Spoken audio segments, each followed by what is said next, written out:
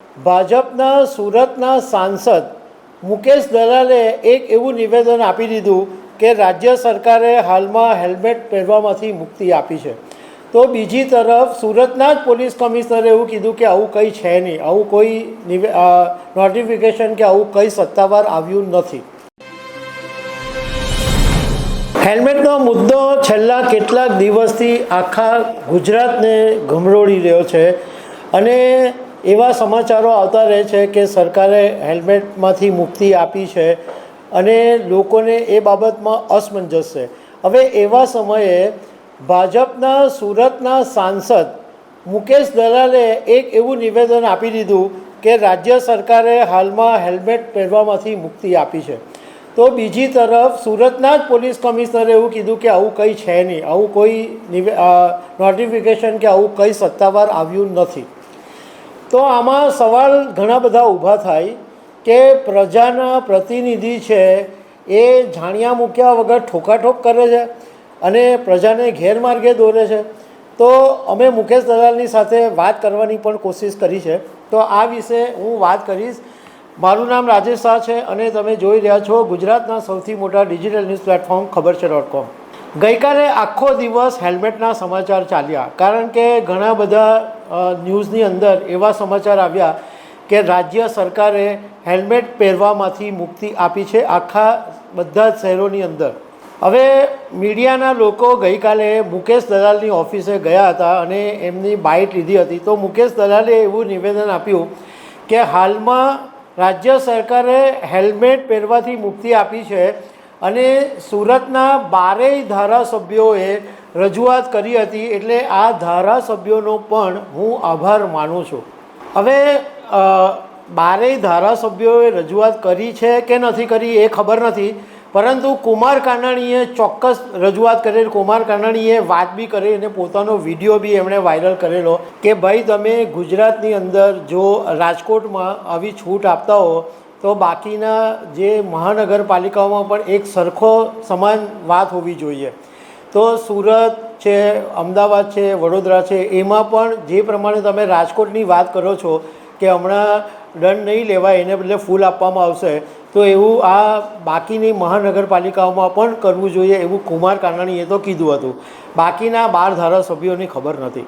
હવે જ્યારે ભાજપના સાંસદ મુકેશ દલાલે પોતે એક પ્રજાના પ્રતિનિધિ છે અને એમણે આવું બેજવાબદારીપૂર્વક નિવેદન આપ્યું કે જે પ્રજાને ગેરમાર્ગે દોરનારું છે. કારણ કે ધારો કે રાજ્ય સરકાર આવો કોઈ સુધારો પણ કરે તો એ કાયદામાં સુધારો લાવવા માટે વિધાનસભાની અંદર બિલ લાવવું પડે અને એ બિલ પછી સત્તાવાર જાહેરાત થાય. કારણ કે હેલ્મેટનો કાયદો 2000ની સાલથી છે, 2000ની સાલથી કાયદો છે, પણ વારે ઘડીએ એની અંદર છૂટછાટ કડક એવું બધું ચાલ્યા કરતું હોય છે. તો આ કાયદો બદલવા માટે વિધાનસભાની અંદર સત્તાવાર બિલ લાવવું પડે અને પછી જાય. તો આ વાતની મુકેશ દલાલને ખબર નથી અને પબ્લિસિટી લેવાના ચક્કરમાં કે પ્રજાનું સારું કામ થયું છે એમ કરીને નિવેદન આપી દીધું કે રાજ્ય સરકારે હેલ્મેટ પહેરવામાંથી મુક્તિ આપી છે. શું કાલે પોલીસ લોકોને પકડશે હેલ્મેટ વગરના તો અને પોલીસ દંડ લેશે તો એનો દંડ મુકેશ દલાલ ભરવાના છે? આ બાબતે અમે મુકેશ દલાલની સાથે ફોન પર વાત કરી એટલે એ જાણવાની કોશિશ કરી કે એમણે ખરેખર આવું નિવેદન આપ્યું છે. કારણ કે સુરત પોલીસ કમિશનર અનુપમ ગેહલોતે ચોખ્ખી ના પાડી છે કે આવું કંઈ નિવેદન નથી સરકારનું કે ભાઈ તમે હેલ્મેટ વગર જશો તો તમને નહીં પકડવામાં આવે. અમે ફોન કર્યો મુકેશ દલાલને, તો એમણે હજુ તો અમે વાત કરવાની કોશિશ કરી કે તમે આમ કહો છો અને પોલીસ કમિશનર ના પાડે છે, એમણે સીધો ફોન કાપી નાખ્યો.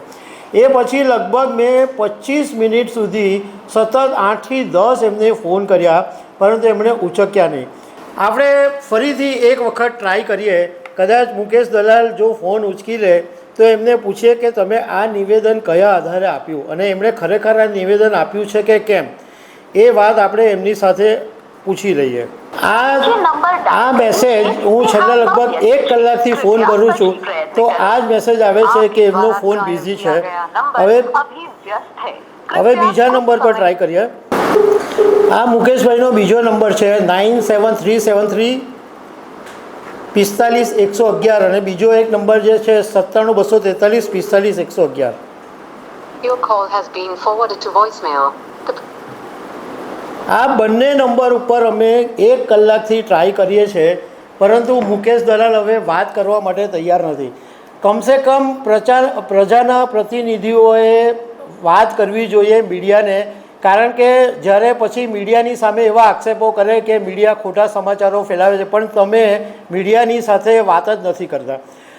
બીજું કે મુકેશ દલાલે લોકસભાની અંદર એક રત્ન કલાકારોનો પ્રશ્ન ઉઠાવેલો, તો એમાં પણ એમણે એવું કીધેલું હતું કે 25 લાખ રત્ન કલાકારો છે. હવે 25 લાખ રત્ન કલાકારો છે તો મુકેશ દલાલે એ પણ સાથે કહેવું જોઈએ કે આ આંકડો લાવ્યા ક્યાંથી, કોણે કીધું કે 25 લાખ રત્ન કલાકારો છે. અહીંયા ઘડી જ્યારે પણ હીરા ઉદ્યોગ સાથે સંકળાયેલા લોકો કહે છે તો મોટે ભાગે ડાયરેક્ટ ઇનડાયરેક્ટલી ગણે તો 10 લાખની આજુબાજુ રત્ન કલાકારોની વાત ચાલતી હોય, તો એ આંકડો બી 25 લાખનો એમણે કહી દીધો. કહેવાનો મતલબ એમ છે કે જ્યારે પ્રજાના પ્રતિનિધિ બોલતા હોય ત્યારે લોકો એમની પર વિશ્વાસ મૂકતા હોય છે, તો આવા ઠોકાઠોકવાળા નિવેદન પ્રજાના પ્રતિનિધિઓએ નહીં કરવા જોઈએ. અને મુકેશ દલાલ તો પોતે એજ્યુકેટેડ માણસ છે, તો એમણે તો પહેલાં જાણકારી મેળવવી જોઈએ અને પછી પ્રજાને કહેવું જોઈએ કે ભાઈ સત્તાવાર કંઈ આવ્યું નથી. અમે ફરીથી લોકોને વિનંતી કરીએ છીએ કે સરકારે સત્તાવાર કીધું નથી કે અમે હેલ્મેટમાંથી મુક્તિ આપી છે, એટલે હેલ્મેટ વગર નીકળશો તો દંડ નહીં લઈએ, એવું સત્તાવાર નિવેદન નથી. હા, એવું બને કે જ્યારે ઘણી વખત જાન્યુઆરી મહિનામાં પોલીસ એક સપ્તાહ ટ્રાફિક સપ્તાહ રાખે ત્યારે છૂટછાટ આપતી હોય છે કે લોકો કોઈ હેલ્મેટ વગર જાય તો એને ફૂલ આપે, એટલે અવેરનેસ અને એક શરમમાં પણ મૂકે. કારણ કે તમને જ્યારે પોલીસ ફૂલ આપે ત્યારે ફોટા પાડે અને સોશિયલ મીડિયામાં મૂકે એટલે તમે શરમ અનુભવો, તો એમ કરતાં લોકો હેલ્મેટ પહેરતા થઈ જાય એવો આશય હોય છે. પણ અત્યારે મુકેશ દલાલના આ નિવેદનને કારણે ભારે ચર્ચા જાગી છે. તો દર્શક મિત્રો, આવી અનેક વાતો સાથે અમે તમને મળતા રહીશું. Thank you very much.